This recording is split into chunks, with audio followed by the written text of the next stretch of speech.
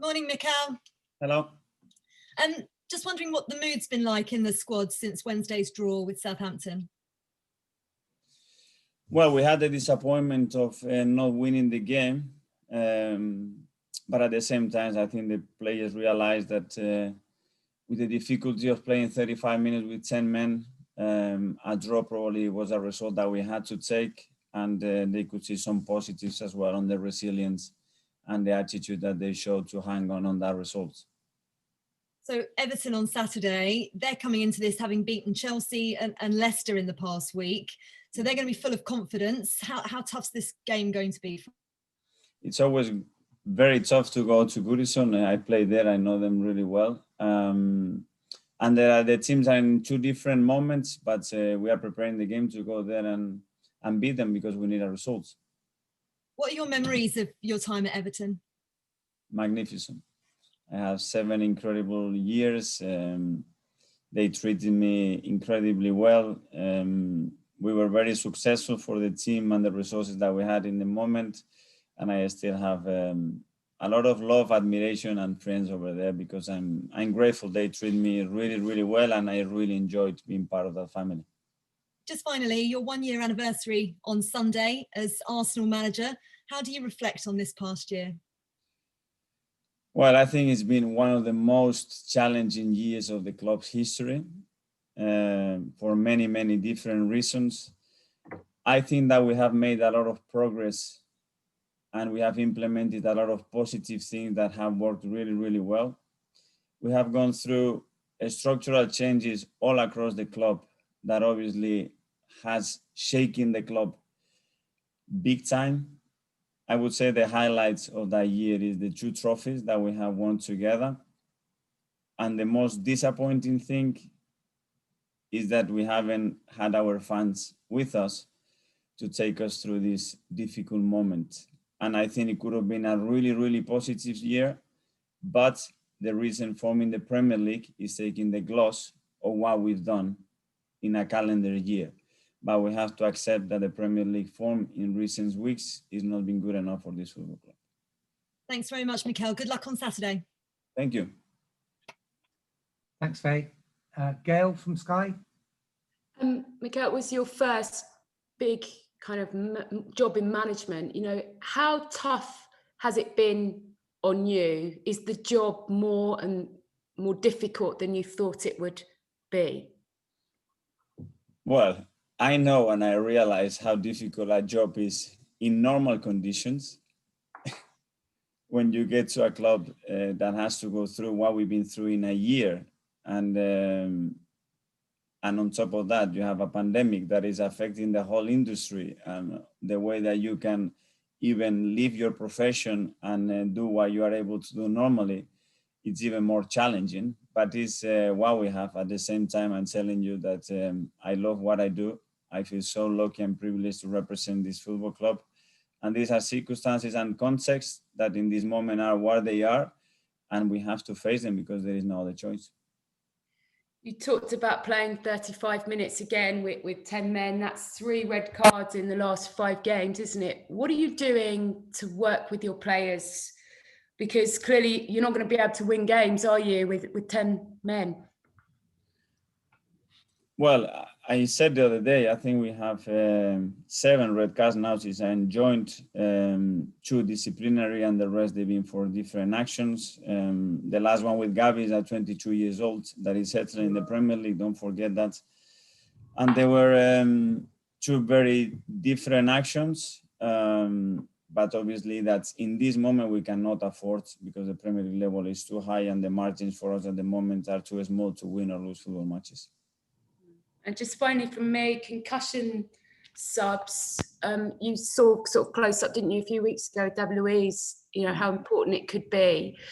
Is it a great move for football, given we're still unclear, aren't we, about long-term effects of head injuries? And how important is it to take players out of that adrenaline-fueled arena just for a few minutes to get a really good assessment? I think it's great progress considering that the Premier League is open up that window to explore what we can do. If there is something we can do better, and at least we can test it. There are a lot of question marks on how and when we can do it. but I think it's a really positive thing because there is something happening there. And the fact that now we are all aware of it and we are acting, I think it's a really positive thing to take. Thank you. Thanks. Thanks, Gail. We come next to George from the BBC. Thanks, Mark. Hello, Mikel. Hi, George. I just wondered if Wednesday you hope is that massive turning point you was after, in the sense that you went down to 10 men and your players got it back. Is that what it feels like this week in training? Well, it felt better. Again, we could have won it at the end when Rob hit the post last minute, and we are lacking that luck. But I really like, because a team when it's in this moment kind of completely dropped and give up, and the team never did that. I think it was completely the opposite. And I'm proud to see that reaction from the team. But right now, what we need is to win football matches as well, and that's our reality. You've got quite a tough run of games coming up now, haven't you? Everton, City, and Chelsea. I mean, I guess you've got to prioritise the league. So what does that mean for the cup on Tuesday? Let's see that the players we have available. We are losing players every game as well. Let's see who is available for tomorrow, and then the next day is not much that we can plan with the squad that we have at the moment. So let's go game by game. Can you look ahead to fixtures? Do you have players in mind that you could possibly bring in a week's time, or do you just literally look at the next game? At the moment, we have to look at the next game. There are players that are ending up the last phase of the rehab, like Callum Chambers. Pablo Mari is already played some minutes in the Europa League. Mustafi as well. Gavi Martinez is very close to be available and fit to be part of us as well, which is great news. And we will see what happens. Thank you. Thanks. James from TalkSport. Morning, Mikel. Hi. Mikel, you joined Everton at the age of 22. I just wonder what it's going to be like tomorrow when you step out there in the dugout, in the opposition dugout tomorrow. It's going to feel really strange. It was my first experience in the Premier League as a player. A lot has happened since then, and as I said before, so grateful for the years that I had over there, and now a privilege to be going back to Goodison, representing Arsenal and being the manager. And as I mentioned, you joined the club when you were 22 years old. You spent 6 years there. Just how important was that period, not only for your football development as a footballer, but as a manager and as a thinker about the game? Well, it's a lot of things that I took on board. It was David Moyes for the whole period, and all the coaching staff. It was there that implemented a way of playing that it was new to me, because I was coming from a different education. I had to adapt. I learned a lot of things. It was a challenge. I have to embrace it and adapt to it, and I really enjoyed it, and as well with everybody at the club, because I built that really strong relationships, and of course as well with the fans. You're obviously without a centre-back tomorrow, but you do have plenty at your disposal. Could you give us an idea on which centre-backs you're looking at, who you're thinking could feature tomorrow against Everton? Well, let's see who do we have available tomorrow. Obviously, we've lost Gavi now with the red cards, and we will assess them today and decide who is the best pair to go and try to beat Everton. And just final question from me, Mikel. You've said it's been the most challenging year probably in the club's history for Arsenal. There's been a big shake-up, as you mentioned, behind the scenes. Do you feel like you will be given the time to get things right, despite the fact results aren't where they should be at the moment? Well, I said it from the start that I felt really supported by the owners, by the boards, by the technical director, and then by everybody that is at the club, because at the end of the day, it's the feeling that I feel with the staff, with the coaching, with the players, which are the most important one. What chemistry do you have with them? What understanding do you have? Do they follow you? Do they believe in what you are trying to do? And I always have to say thank you, because I haven't seen anything that goes against what we are trying to do. But it's like anything, this industry, you need results. But after a big shakeup, we need to find the stability. In order to do that, we need time. We all knew, at least the people that made the decision with me to start this new project, that this wasn't a quick fix and it was going to take time. And when you are shaking things up, things can take a while. Thanks, Mikel. Good luck. Thank you. Thanks, James. Mark from Press Association. Hi, it's Jim today. Mark, how are Hey, you? Jim. Hi, Mikel. Is there any other team news updates? I know you've got quite a lot of guys suspended, but any other fitness issues? We have a few doubts. Obviously, I cannot tell you who, but we have some few doubts for tomorrow. Yes. With the announcement of the concussion rule, and also that the Premier League have turned down the opportunity for 5 substitutes again, but on the flip side, you have the expanded bench. Can you see both sides of the argument? Why some teams would want 5 subs and some other teams wouldn't? At the moment, no, because I think the most important thing is the welfare of the players, and the best way to protect them and have options to protect them is to have the option to extend the substitutes. So it's like, yeah, we give you a little bit of this so you can have an extra 2 on there, but not the options to change. We are the only ones doing that. For me, doesn't make a lot of sense, but obviously it's not up to us. We are pushing, we are giving our opinions. We have a lot of stats to support what is happening in the Premier League in terms of injuries, but still there is no reaction. Do you think that will make much of a difference having an extra player on the bench? But I suppose it depends how many players you've got available, and if your squad is stretched, that's maybe not going to be as advantageous as being able to bring some extra players on.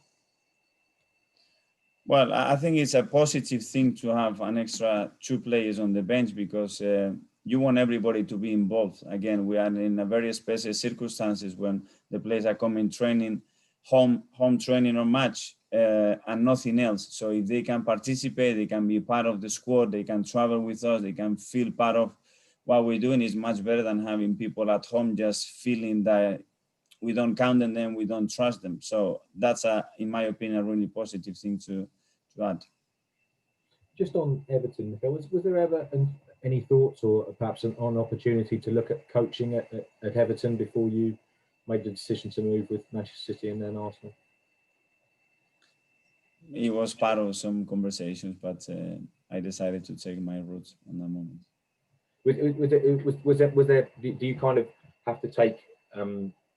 Now you've moved into management. Do you find yourself taking little bits from each of the coaches you worked with? You mentioned with David Moyes, and then obviously with Arsene and Pep. Are you a combination of all of them, the best and the worst? I think you have to be yourself, but obviously you have moments and experiences that marks you in your football career. And it's not just about the way you think about the game, but who you are as a person, how you react to certain things. And I was really lucky with the managers that I had. I learned a lot, and I think that built the person as well, and the player that I was, and of course, the thinking behind the manager that I'm today. Thanks very much. Good luck in the game. Thank you. Thanks, Jim. Nick from Haters. Hi there. Morning, Mikel. Thanks for doing yet another press conference with us. It seems we speak to you nearly every day at the moment. So, but we've still got things to talk about. I'm just wondering about the balance of your team. When people analyse Arsenal, they say you're much stronger on the left than the right in terms of attacking and defending. Were you happier against Southampton with Ainsley at right back and Pepe on that right-hand side? Or do you think that's something you can work on, or you'd still need to find the right balance?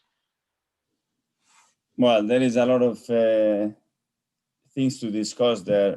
When you go into the defensive phase and the way or the areas we have conceded the goal and how we can concede them, just to say, okay, we are weaker on one side or the other, I don't think it's fair.